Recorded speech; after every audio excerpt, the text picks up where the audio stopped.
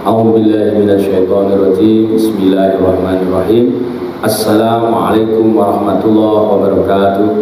Alhamdulillahirabbil alamin arsala rasulahu bil huda wa dinil haq liyudhhirahu 'ala dini kulli walau karihal musyrikun. Asyhadu an la ilaha illallah wa asyhadu anna Muhammad abduhu wa rasuluh. Allahumma sholli ala sayyidina Muhammad taqdiru biha dzunub wa tuslihu bil qulub wa tantaliqu biha usyub wa salimu biha suhub wa ala alihi wa sahbihi wa man ilahi mansub. Qala Allah Ta'ala fil kitabil karim.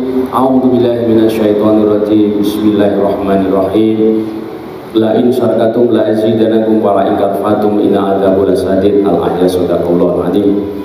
Anak-anakku sekalian yang saya banggakan serta didik SMP Negeri 4 Sukoharjo, terlebih dahulu yang pertama, marilah kita selalu mengucapkan syukur kita kepada kehadirat Allah Subhanahu wa Ta'ala dengan bersama membaca tahmid Alhamdulillahirabbil alamin, bahwasanya kita masih diberi kekuatan oleh Allah Subhanahu wa Ta'ala lahir dan batin, secara jasmani dan rohani.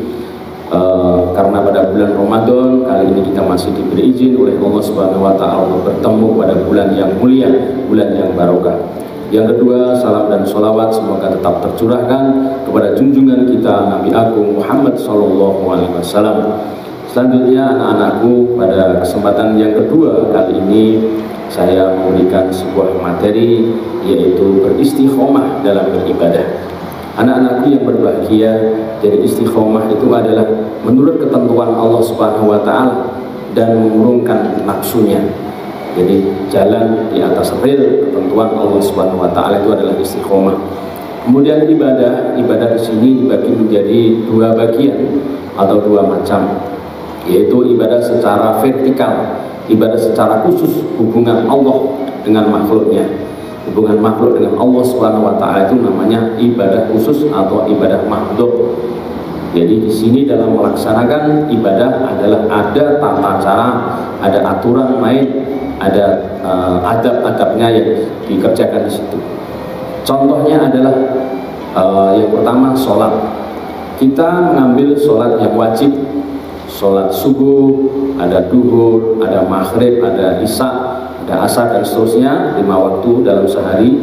Itu ada aturan waktu yang kita harus mengerjakan. Sholat subuh misalnya pada pukul 4.30 pagi, kemudian sholat duhur demikian juga jam 12 dan seterusnya, dan semua itu ada aturan mainnya, ada tata tertibnya, ada adabnya.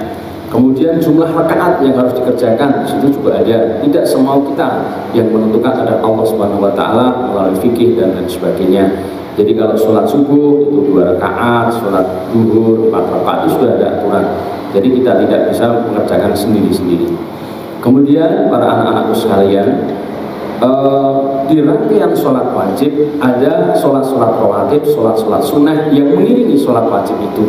Dan ini sangat baik dilakukan karena untuk menambah timbangan pahala kita nanti kelak di yaumul akhir dalam timbangan, yaitu sholat-sholat sunnah antara lain sholat li fajri atau sholat fajar dilakukan sebelum sholat subuh. Itu pahalanya sama dengan isi langit dan bumi. Jadi mari kita kerjakan namanya sholat li fajri 2 rakaat. Rakaat pertama membaca ayat kursi, kemudian rakaat yang kedua surat Al-Kafirun dan Al-Ikhlas 11 kali, kemudian membaca subhanallah walhamdulillah wa la ilaha illallah wallahu akbar astaghfir, kemudian la ilaha illa anta astagfirullah, kemudian ya rojak ya fatah, ya rojak ya fatah, dan seterusnya. Itu adalah sholat li fajri. Kemudian juga ada sholat yang namanya syukur wudu, sholat qobliyah dan subuh dan seterusnya. Kemudian di sholat duhur yang mengiringi sholat qobliyah dan duhur dan ba'diyah dan duhur. Sholat asar, qobliyah dan asar, di ba'diyah dan asar tidak ada. Kemudian qobliyatan maghrib dan ba'diyatan maghrib, qobliyatan isya dan ba'diyatan isya. Itu sholat-sholat wajib yang mengiringi sholat wajib. Kemudian sholat-sholat sunnah yang lain, yaitu seperti sholat hajat. Kalian misalnya mempunyai hajat, maka sholatlah hajat 2 rakaat, mintalah kepada Allah Subhanahu wa Ta'ala. Kemudian sholat taubat, kalian misalnya mempunyai sebuah dosa atau kesalahan kepada Allah, lakukan sholat taubat di malam hari 2 rakaat. Kemudian sholat tahajud juga ada. Sholat tahajud dilakukan 2/3 malam, adalah waktu-waktu yang ijabah yang oleh Allah Subhanahu wa Ta'ala apabila mengerjakannya insya Allah akan kabulkan semua apa yang diminta oleh kalian. Kemudian masih ada lagi sholat-sholat sunnah yang lain seperti sholat duha, kerjakan pagi hari di sekitar pukul 7 sampai pukul setengah 11, bisa 2 rakaat, bisa 4 rakaat, 6 rakaat, 8 bahkan 12 rakaat. Di sini kalian akan berlancarkan semua urusan kalian, misalnya dalam hal memperoleh ilmu, dalam belajar dan seterusnya. Demikian juga ketika pada bulan ini, bulan Ramadan, kalian mengerjakan sholat tarawih dan dilanjutkan dengan sholat witir. Demikian anak-anakku tentang sholat. Kemudian ibadah yang khusus lainnya seperti puasa.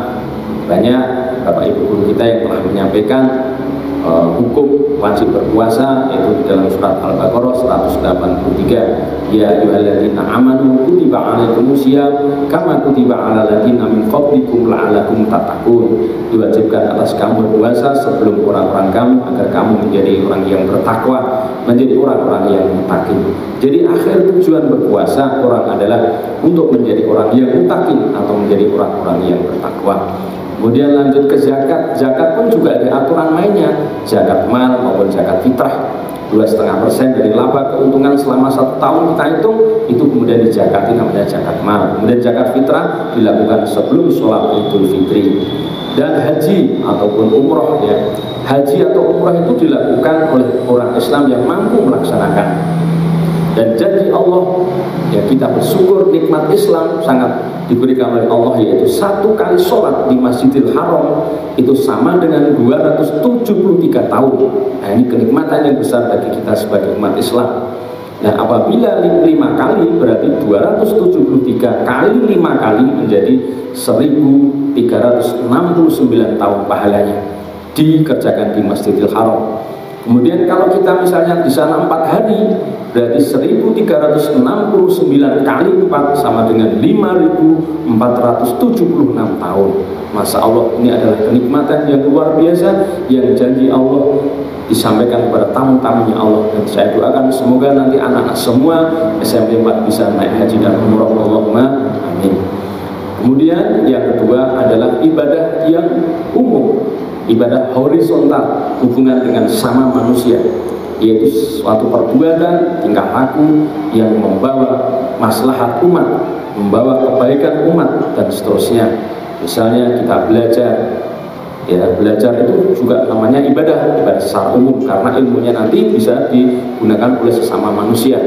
Kemudian memberi makan kepada fakir miskin, yatim piatu, para duafa, orang-orang tua jempuh. Kemudian misalnya membuat jalan, membuat jembatan, sungai, sumur dan semuanya itu adalah juga merupakan ibadah, yaitu ibadah yang ghairu atau ibadah yang umum, ibadah yang horizontal sesama manusia.